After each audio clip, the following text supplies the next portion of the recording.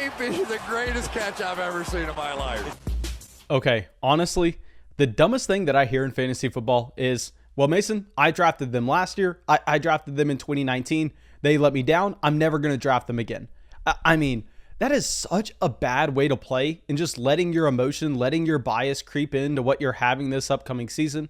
Well, yes, it's incredibly important to look back, see what happened the year before, see what happened back in 2019, and try to use the understanding of the usage of that player in their offense and the overall situation they were in, and try to use that for the upcoming season's projections.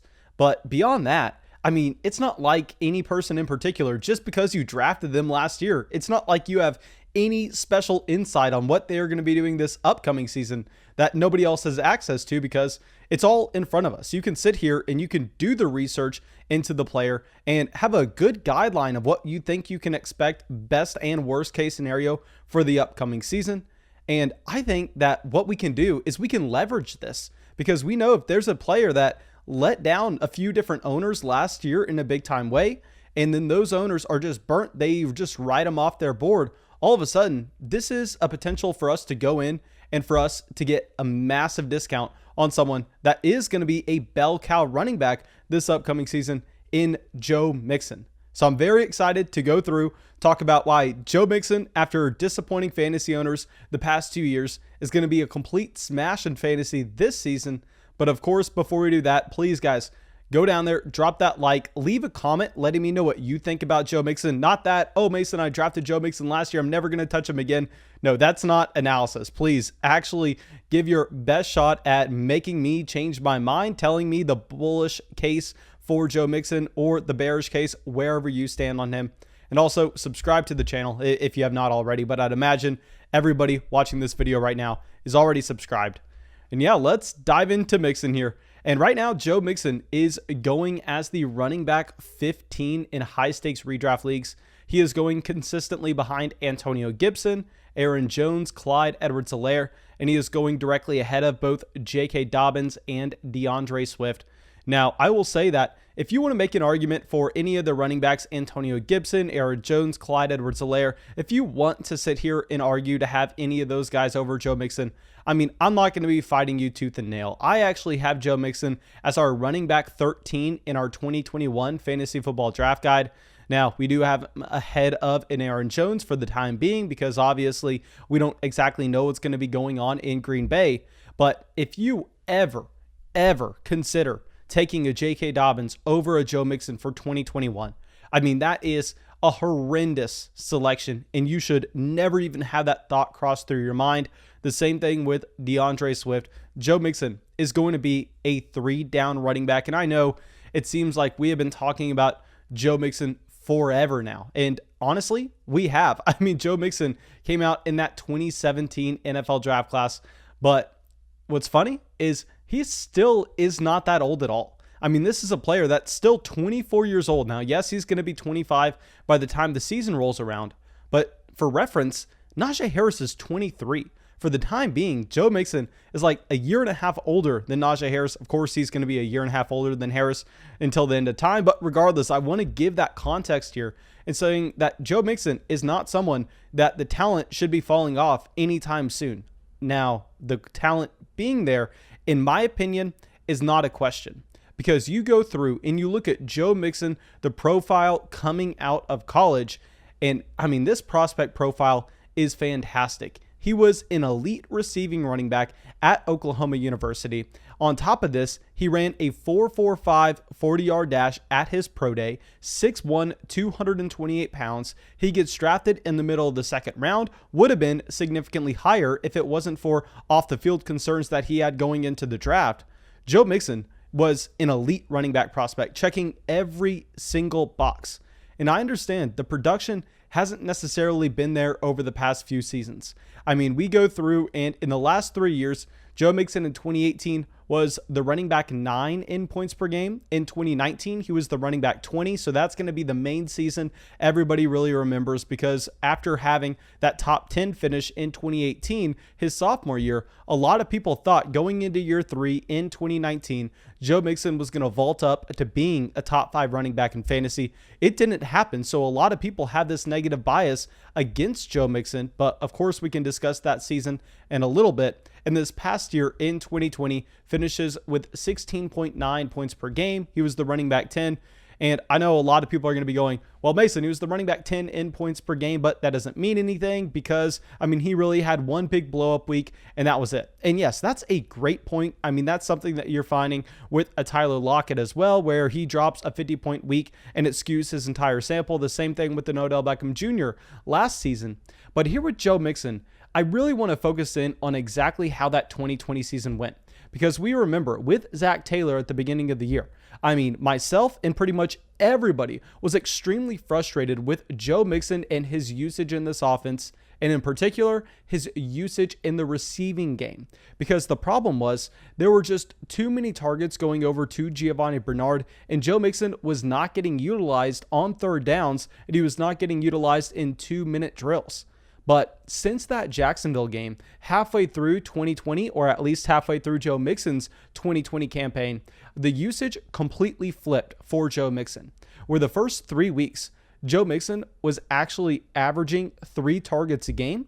In the last 3 weeks before his injury, Joe Mixon actually had 17 targets. So he was averaging over 5 targets a game. We know that Joe Mixon's going to be the goal line running back. So he turned in to the running back that you want in fantasy. He turned in to the bell cow guy, getting all the targets in his offense, as well as getting all the usage in the red zone. And we have seen this before with Joe Mixon. I mean, back in 2018, he averaged close to 4 targets a game. In 2019, he averages close to 3 targets a game. But the main problem is Giovanni Bernard is there. So Giovanni Bernard never really took a ton of volume away from Joe Mixon in terms of the carries he was seeing or the red zone touches. We know how valuable those red zone rushes are at the same time. And in that area of the field, I mean, Joe Mixon was crushing season to season to season, where he's averaged over 2 rushing attempts a game in the red zone over the past 3 years. At the same time, he averaged close to 20 rushes a game in 2020. So everything is in line. The one thing that has kept Joe Mixon from being an elite running back in fantasy, well, there are 2 things. One is Giovanni Bernard in this backfield always having that satellite back coming in to take targets away from Joe Mixon. And another thing is how bad this team has been with Joe Mixon there.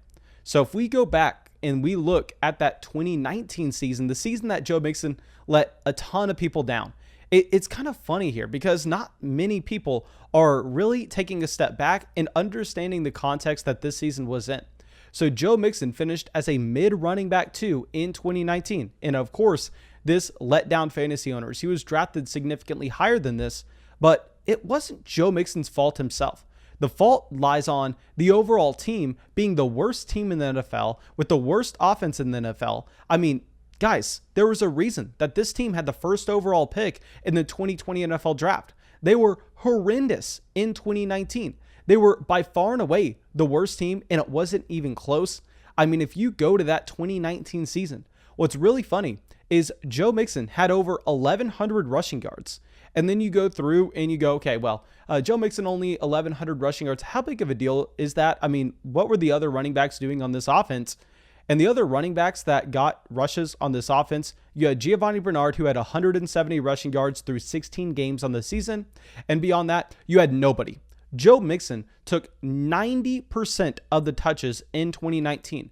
Joe Mixon, we have seen before that this is a very talented running back.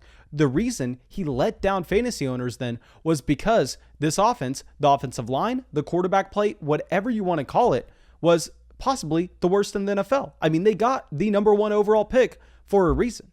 And a big thing here with Joe Mixon coming into this upcoming season is Giovanni Bernard, the thorn in his side, the guy that's been getting targeted every single game, is now leaving. He's in Tampa, and all of a sudden, Joe Mixon, a receiving running back in college, someone that we know is a great pass catcher out of the backfield, is in line to get every single touch. because you go through and you look at this depth chart right now. You have Joe Mixon at 1 as the all-purpose bell cow running back.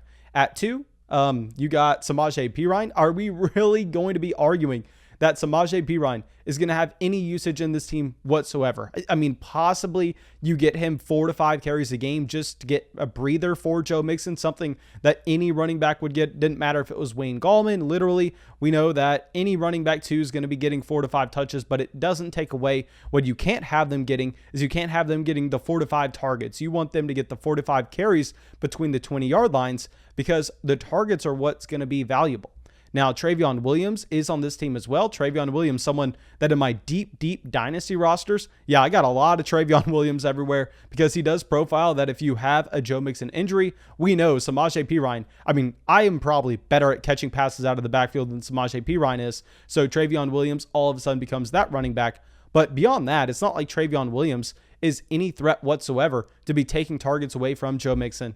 Now, some people want to look at Chris Evans, but guys, Chris Evans went at the very end of this past year's NFL draft class. I mean, if you go through, you look at his profile, you look at the team investment, Chris Evans isn't going to get a single touch on this team. Don't worry about that in the slightest. I mean, this depth chart has never been so clear for Joe Mixon throughout his entire NFL career.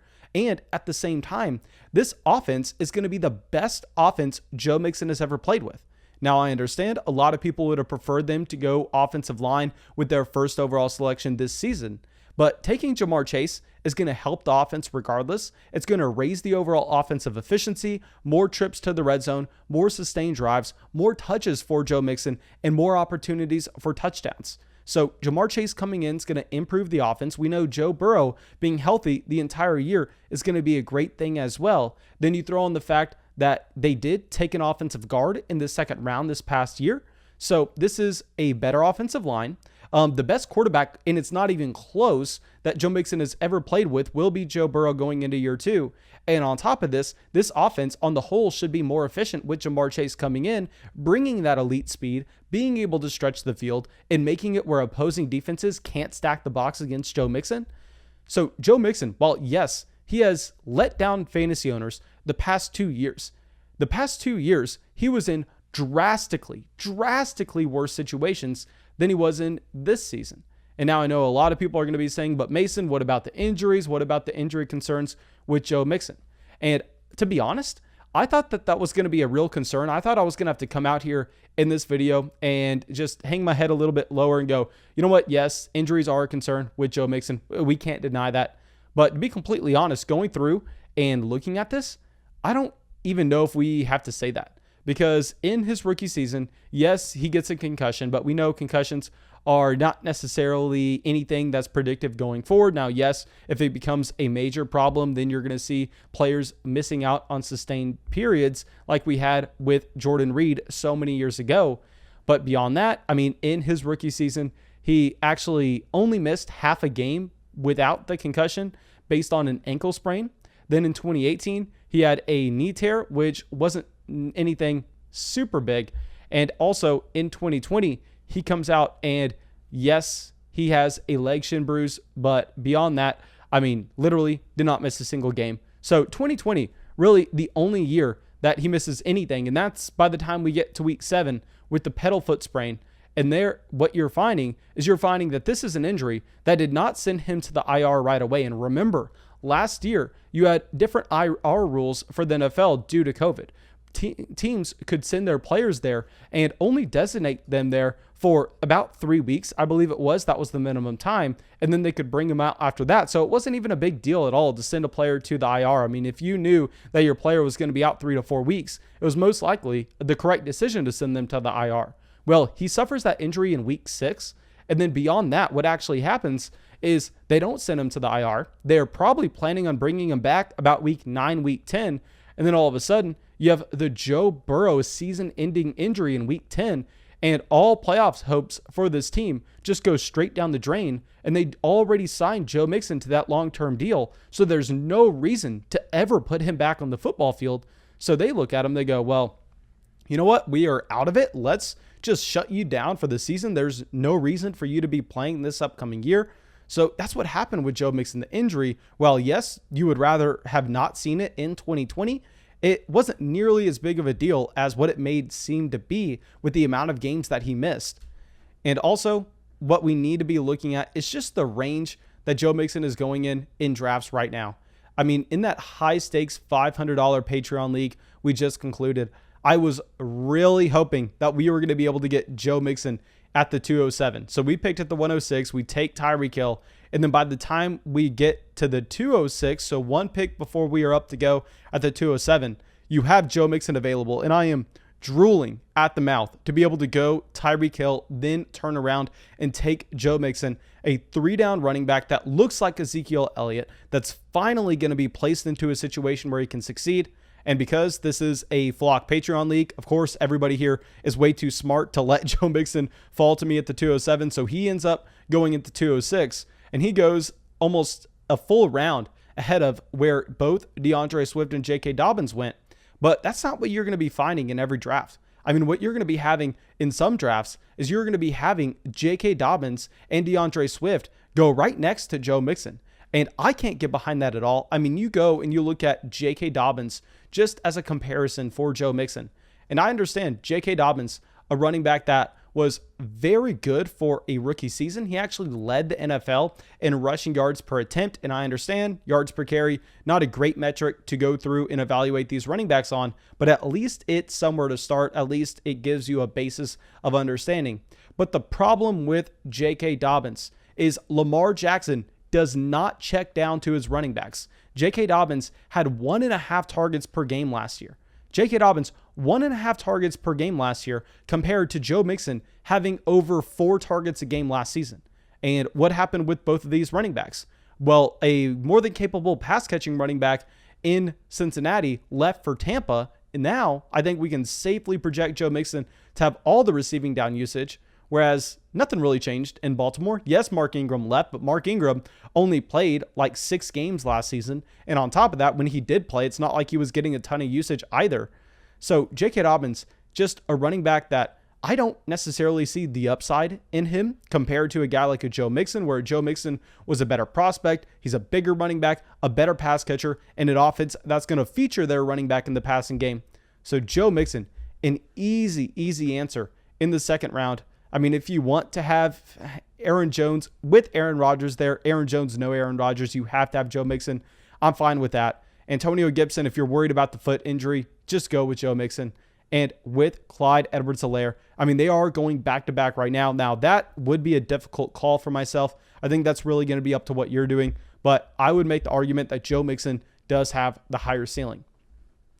But thank you, my dudes. I really hope y'all enjoyed this video. Of course, go down there, drop a like, and leave a comment letting me know what you think about Joe Mixon. I just think that he is a player that's going to be discounted based on his last 2 years disappointing fantasy owners. But I don't think that's fair. I think you take advantage. I think you take the discount this season. You laugh on your way to the bank when you're getting those 300 touches locked and loaded in one of the better offenses in football. But yeah, thank you, my dudes. And I will see y'all with the video tomorrow. Thank you so much for everyone joining the flock in Will, Wesley, Ethan, Sabres, Jonah, Austin, Andrew, Doug, Brandon, and Adam. Thank you so much, my dudes.